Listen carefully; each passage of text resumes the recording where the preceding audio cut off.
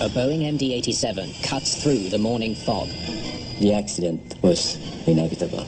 They were doomed.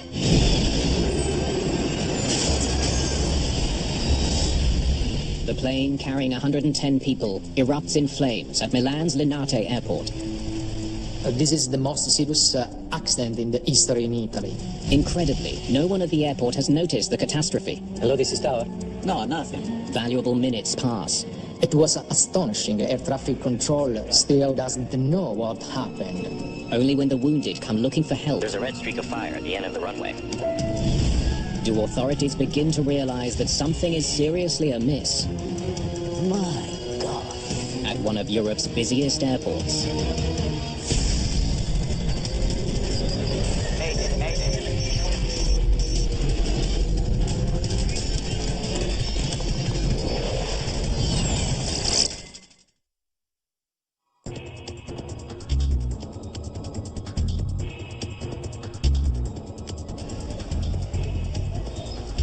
Milan, fashion capital of Europe and Italy's economic and financial heart. Milan is served by 3 international airports. Only one, Linate Airport, lies within city limits. It handles 9 million passengers a year on short flights all across Europe. Alitalia 226, airport 05. On the morning of October the 8th, 2001, dense fog shrouds the airport. The fog that day was very bad, and the general visibility was about 50 and 100 meters. In the tower, controllers have a heavy workload. There are nearly 24 aircraft to get off the ground in the next 60 minutes. Alitalia 2120, buongiorno, startup. They handle nearly 500 radio communications every hour. Linate, buongiorno. Delta, India, Echo, Victor X-ray. Requesting startup. Delta, Victor X-ray. You are cleared to start your engines. Ground, Scandinavian 686, request taxi from 13. Scandinavian 686, taxi to holding position, Cat 3. Scandinavian 686, taxi to holding position, Cat 3. One of today's flights is Scandinavian Airlines Flight 686. The Boeing MD-87 is scheduled for a routine flight to Copenhagen, Denmark. There are 110 people on board. Taxi holding point, Cat 3. The captain is Joachim Gustafsson. He's been with SAS for more than a decade. Scandinavian 686, your position, please.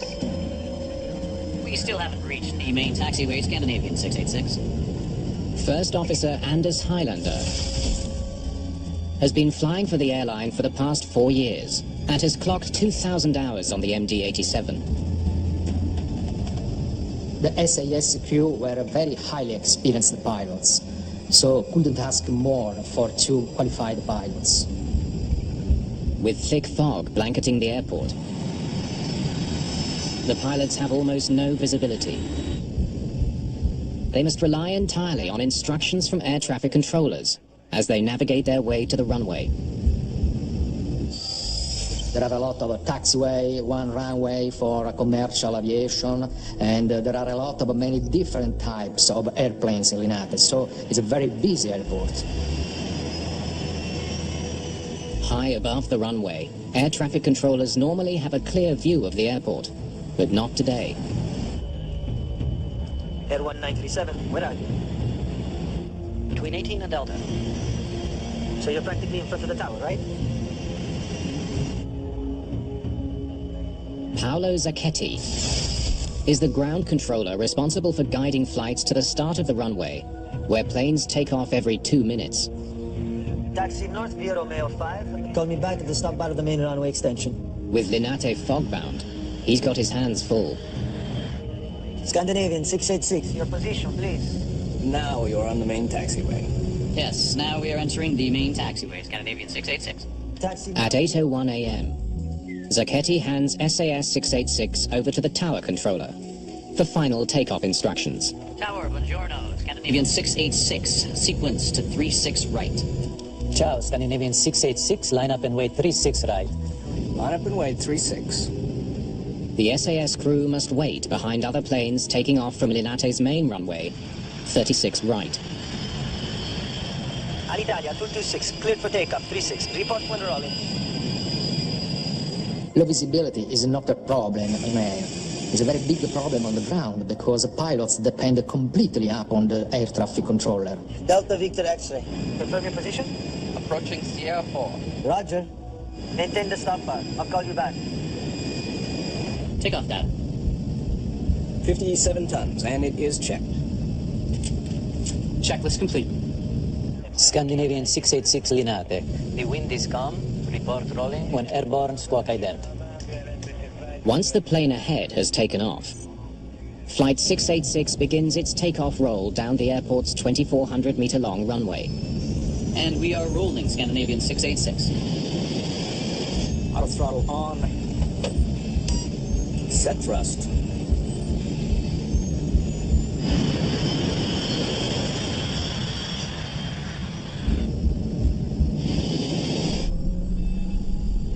V1. At a speed of 140 knots, Rotate. the pilots lift the plane off the ground.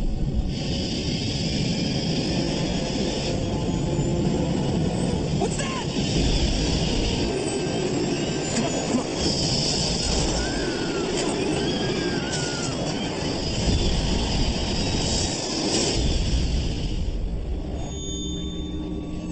Something catastrophic has happened to Flight 686. But because of the thick fog, no one in the control tower has any idea. It was astonishing, it's so close to the tower, and nobody was aware about this. Out on the tarmac, ground workers have heard a series of loud noises. Hello, this is Tower. We heard a number of bangs like an engine. We heard it too, but we don't know what it was. Seemed as if somebody was climbing the steps. You don't have anything abnormal?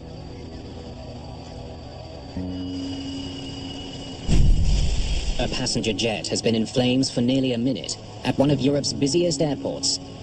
But so far, no one knows. No, nothing. This was incredible to believe that this big accident happened and nobody could see what was happening in that moment. The crash site goes undiscovered until a customs officer spots an injured baggage handler stumbling from the wreckage. It took a while to figure out that they had a big disaster on their hands. The officer alerts emergency crews. But the controllers still don't know there's been an accident. Incredibly, Linate Air Traffic Control still doesn't know what happened. Only now does the tower controller check for the SAS flight on his radar. He can't find it. The radar does not show the plane flying away from Linate. Then they get a radio call from another plane. There's a red streak of fire at the end of the runway. Finally, almost 3 minutes after the accident, Linate Air Traffic Control raises the general alarm. They ground all departing planes and close the airport to incoming traffic. Scandinavian Airlines Flight 686 has crashed and exploded on takeoff. But no one yet knows the true scope of this disaster.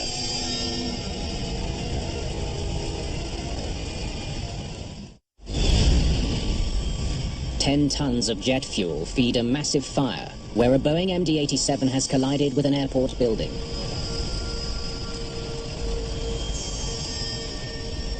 Awful, terrible devastation, the collapse of a roof of the hangar, and the saucer plane completely destroyed in many different parts, and unfortunately the dead bodies. The rescue people had problems to enter a cargo building to rescue victims because the airplanes was blocking the entrance.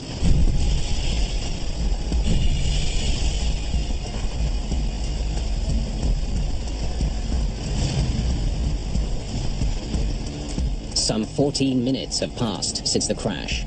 As emergency crews battle the fire, Linate air traffic controllers frantically try to understand what just happened. There are 2 aircraft unaccounted for. Paolo Zucchetti discovers a private Cessna Citation did not return to its parking position after all planes were grounded. The main attention was focused on the Sasser plane, and so nobody thought that there was another plane. A private aircraft is missing, a Cessna 525. Ground crews search for the missing plane.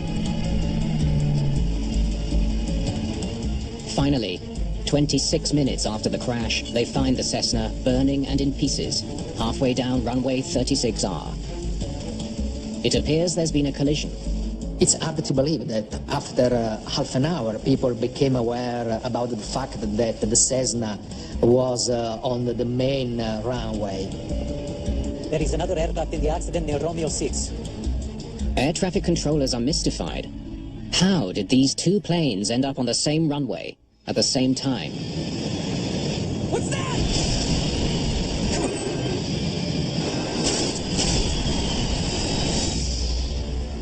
Two planes are destroyed. A hangar is in ruins. The scope of the tragedy is overwhelming. It's soon clear that no one from either plane has survived. The crash has killed 110 people on the SAS flight and 4 on board the Cessna. Inside the collapsed hangar, 4 more people have died. 118 fatalities in all.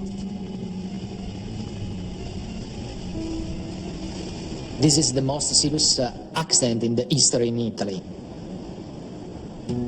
You can't imagine. I haven't taken it all in. I heard 3 explosions. Boom, boom, boom. And then a huge flame. A long one. First there was a crash. Then this hot air that was inside. This extremely hot air that burnt my head. My God. Mario Pica is the lead investigator for Italy's National Agency for Flight Safety, the ANSV, but he's not in command of the crash site. It took me a few hours to get access to the scene of the accident. Unlike most countries, Italy treats aviation accidents as crimes. The police get priority at the scene. After an air crash in Italy, the criminal investigation automatically begins, and the police is involved in analyzing this event. Pica has a different goal. It was mandatory to find out really what happened and find the reasons that could help us to avoid it happening again. Grazie. First thing I remember was to have a look at the baggage hangar, where the rescue workers were still busy taking out pieces of rubble at the aircraft and looking for bodies and possibly survivors.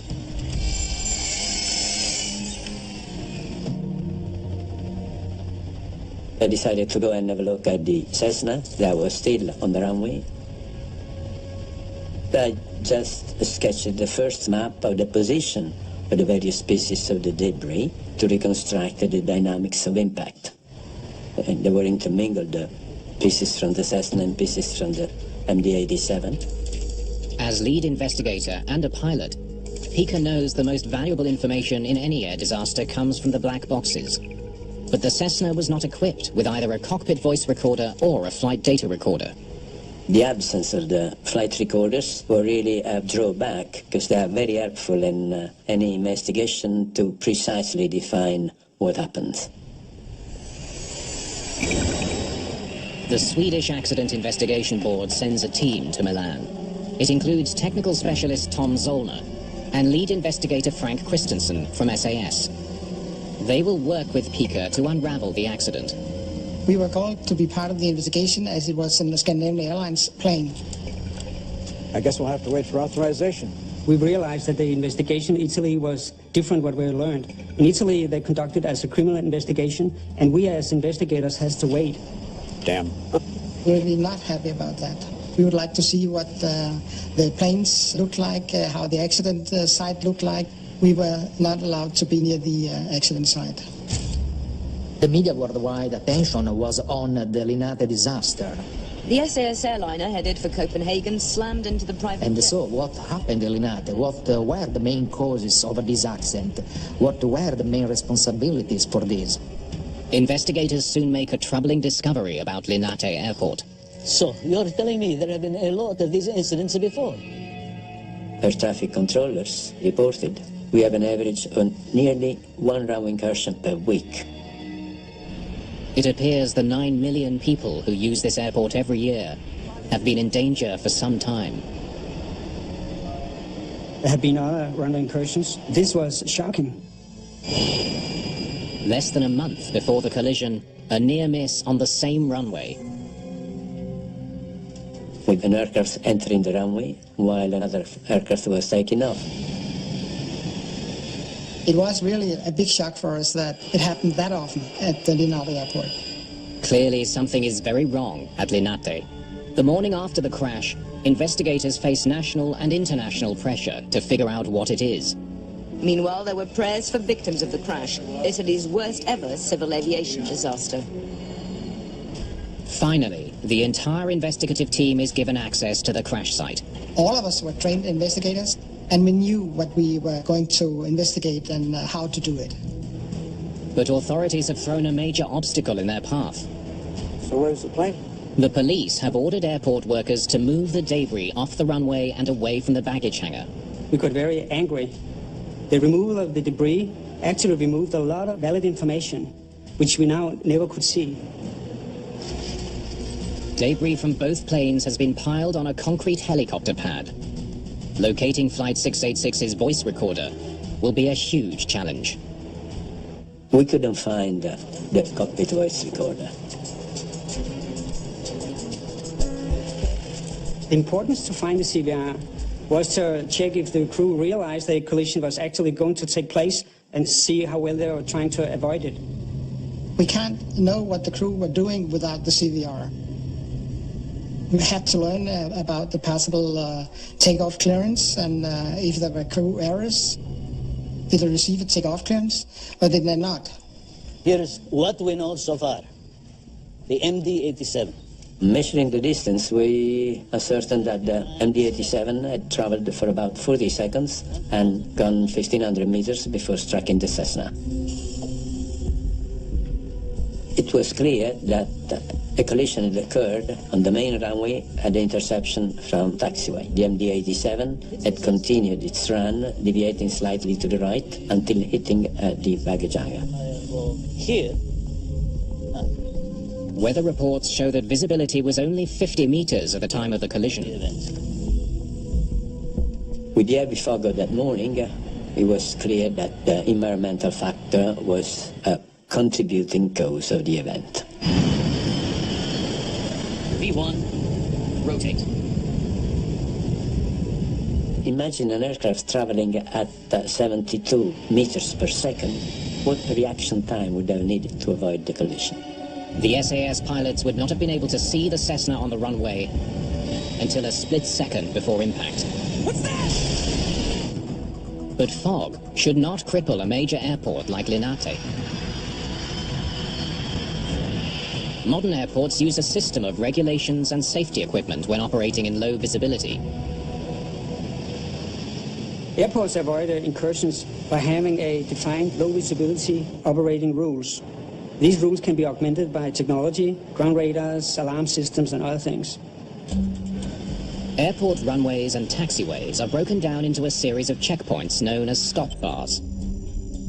Aircraft must always wait for authorization before passing. Like a car must wait for a green light. The system is designed to keep planes from colliding. Planes can avoid each other at night, so why should there be any difference in fog?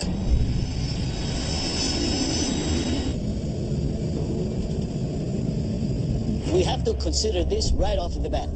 One of the first thoughts that came to mind was pilot error. The possibility of a pilot error. One of the pilots was not where he was supposed to be. Investigators need to know which one.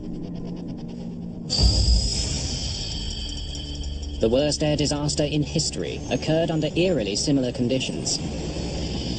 On the island of Tenerife in 1977,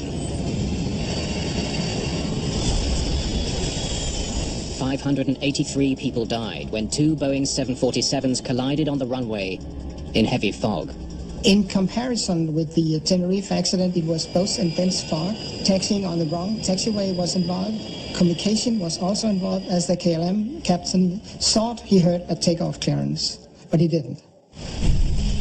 Investigators wonder if the Linate disaster is a case of history repeating itself. They learned that the brand new Cessna Citation jet had arrived in Milan following a flight from Germany. The German crew was now taking 2 passengers to Paris. Since the Cessna was not equipped with a cockpit voice recorder, and the CVR from SAS Flight 686 has not yet been found, investigators have only one record of what happened: the air traffic control recordings. We have to listen to the facts.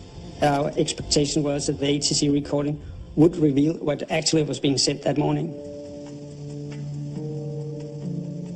Investigators paid close attention to Paolo Zacchetti's conversations with the Cessna, call sign Delta Victor X-ray. Delta Victor X-ray, taxi north via Romeo 5, call me back at the stop bar of the main runway extension. Roger, via Romeo 5, call you back before reaching main runway. The Cessna was instructed to go north from the apron, along taxiway Romeo 5, to a taxiway that runs parallel to runway 36R. The route should have kept the Cessna off the runway. But he ended up here instead. Investigators make a shocking discovery. The Cessna went south from the apron, not north as instructed. It now appears the pilots made the fatal error that caused the accident. Call you back before reaching main runway. The control tower recording makes it clear. The Cessna pilots got lost on the way to the runway. The Cessna didn't follow the taxiway Romeo 5 for which it had been authorized, but took instead taxiway Romeo 6. The revelation leads to an important question. So why didn't anyone notice? Delta Victor X-ray, continue your taxi on the main apron. Roger, continue to taxi on main apron, Delta Victor X-ray. That is correct, and please call me back entering the main taxiway. Main apron? Main taxiway? The recording reveals that the air traffic controller did not clearly distinguish between aprons and taxiways. His choice of words may have led the Cessna pilots to believe they were headed the right way. An apron is a restricted section of an airport where planes park, are loaded or refueled. Taxiways are roads from the apron to the runway. The communication with the tower and the pilots that morning of the accident was inconsistent. They used the word main for different things. Main runway, main apron, main taxiway. And please call me back entering the main taxiway. But Linate Airport has several aprons and taxiways. None of them designated as main. So there was a communication below acceptable standard. Play that again. Investigators also hear a puzzling transmission from the Cessna. Approaching Sierra 4. I don't see it anywhere. It's not here. Listening to the communications, I was baffled when I heard pilot reporting a Sierra 4. The controller's maps don't show S4 at all. Investigators are beginning to suspect the error goes beyond the poor communications between Zacchetti and the Cessna. Approaching Sierra 4. Sierra 4. I asked him if he knew where Sierra 4 was. Where is Sierra 4? I have no idea. That was very simple. He confessed he didn't know where Sierra 4 was. Pica finds that Zacchetti's managers never gave him a tour of the taxiways as part of his training. Approaching Sierra 4. Delta Victor X-ray. Roger. Maintain the stop bar. I'll call you back. He had no way of knowing where Sierra 4 was. The Cessna now has to cross the runway to get to the apron. He keeps going, past several signs that he's approaching an active runway.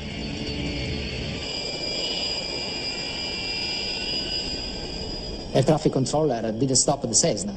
Delta Victor X-ray. At that moment, the tower clears the MD-87 for takeoff.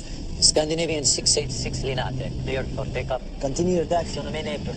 He should have stopped the Cessna, but unfortunately... Roger, continue to taxi on main apron. He thought that Cessna was on R5 taxiway. The Cessna pilot makes a fatal mistake. With the MD-87 now traveling at 260 kilometers an hour, he taxis across the runway.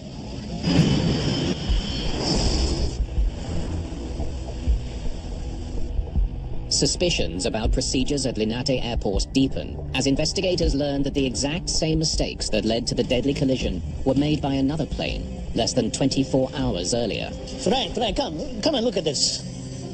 I was shocked to find out that only the previous afternoon... Same thing, 24 hours before. An aircraft had been cleared by the air traffic controller to taxi onto Romeo 5. 24 hours, it happens here all the time. The aircraft taxied really onto Romeo 6.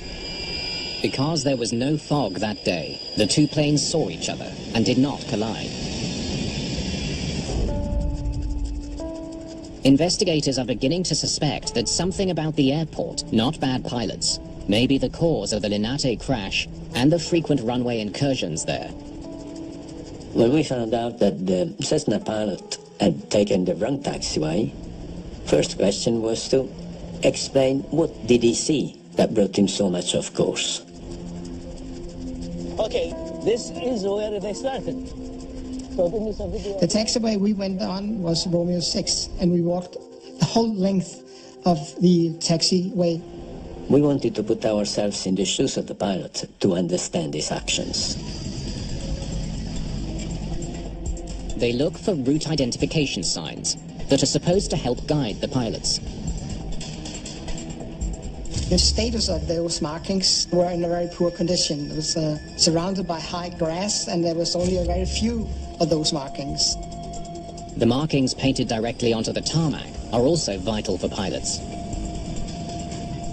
When we came to the intersection between Romeo 5 and Romeo 6, we could see that the markings on the ground were so badly painted that even in good visibility it was difficult to read them, which made us understand that for a pilot not familiar with the place, it would have been difficult to understand where was Romeo 5, where was Romeo 6. The faded markings help explain why the Cessna turned right, when it should have turned left to avoid the runway. They also come upon the reason the Cessna pilot referred to the unknown position Sierra 4. Approaching Sierra 4. There's Sierra 4, but it's not on the map. Actually, Sierra 4 was a marking on the Romeo 6 taxiway going towards the runway, but were not reported on any official map. Approaching Sierra 4. Delta Victor X-ray. Roger. Had the controller known where Sierra 4 was, he would have realized the Cessna was headed the wrong way and approaching the runway. But inadequate markings and maps still don't explain the collision. Linate, like all modern airports, is equipped with motion sensor alarms to guard against runway incursion. Even with the failures of all other systems, the acoustic alarms should have worked, and we wondered why it didn't work. Reading the ATC communication recordings, we couldn't find any alarm going on when the Cessna aircraft crossed the stop bars and entered the runway. Pica decides to test the runway incursion sensors himself. I was told that possibly they didn't work, but we wanted to be certain. Okay, commencing test of the motion sensor alarm on taxiway Romeo 6. So, one night, when the airport was closed, we made an experiment going over and over through the sensors, but we had a man on the tower just to make sure that the alarm didn't go. Anything? No, nothing. Again. Eventually we found out that those alarms had been deactivated years before to avoid unnecessary alarms that were triggered eventually by an animal crossing or a car doing an inspection during the night. 1 week after the accident, investigators still have not located the cockpit voice recorder amid the aircraft wreckage. Finding the CVR was crucial in order to establish that there was no problems prior to impact. So I decided to sort through this giant pile of rubble and concrete and steel, and eventually we did find the CVR. The CVR of the MD-87 was carefully analyzed to find out what had been said on board, what kind of procedures were being done. Scandinavian 686 Linate, clear for takeoff 36. The recording shows that the SAS crew did receive the proper clearance to proceed down runway 36R. Clear for takeoff, 36 set. The SAS crew played no role in causing the accident. They were the victims of the airport's failings. The investigation has identified one final factor that underlines how dangerous conditions at Linate had become. No. There is no ground radar at Linate. We've not had it in years. The ground radar of Linate, the old one was dismantled, the new one was in boxes, had been there for years and not yet installed. Why? I don't know. Airport ground radar systems detect movement of all aircraft and vehicles. A vital piece of safety equipment at a busy airport. If you have ground radar, it's a good tool to establish what's going on at the airport, even in low visibility conditions. We can certainly say that if the ground movement control radar had been in place, the ground controller would have had the opportunity to see the aircraft crossing the stop bars, and possibly then would have stopped the aircraft before the collision happened. Delta Victor X-ray. Confirm your position? The Cessna took the wrong path due to flawed taxiway markings. Without ground radar, controllers couldn't properly monitor the movement of the Cessna.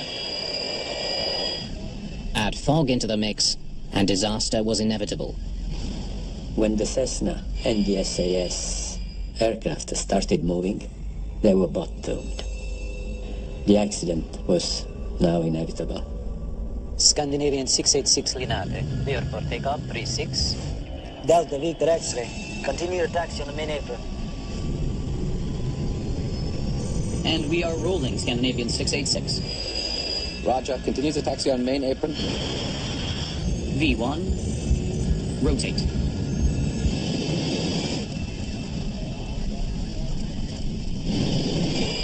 What's that?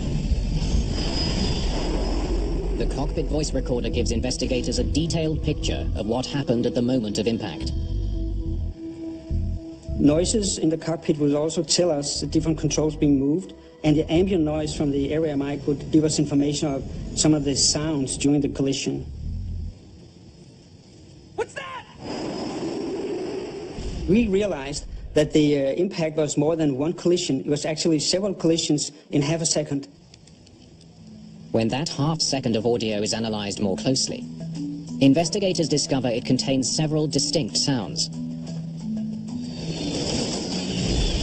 So we exposed this data over the schematic of the aircraft, showing the travel of the sound. By doing that, we could analyze that we have several points of impact during the collision.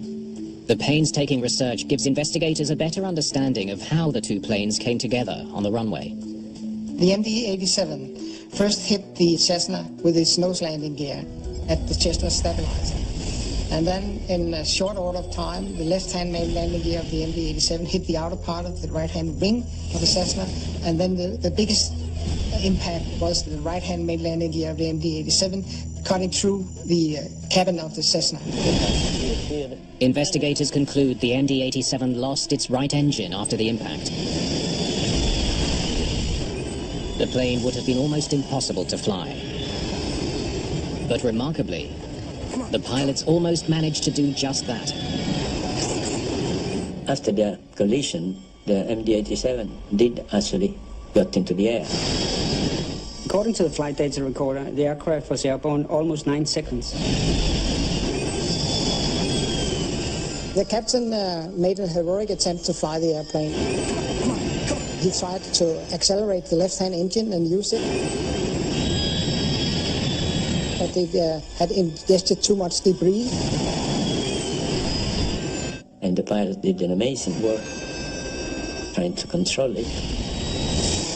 Up to the last minute, he tried to avoid impact. The pilots could not have done anything to avoid this accident because the aircraft was traveling too fast. Such a big aircraft cannot respond on a dime. It's impossible. I believe that both crew and both airplanes think they did everything right until the moment of impact. It's now clear that a badly flawed control system at Linate Airport led directly to the crash. What's more, It's beginning to look like organizational failures may also have prevented rescue personnel from saving lives.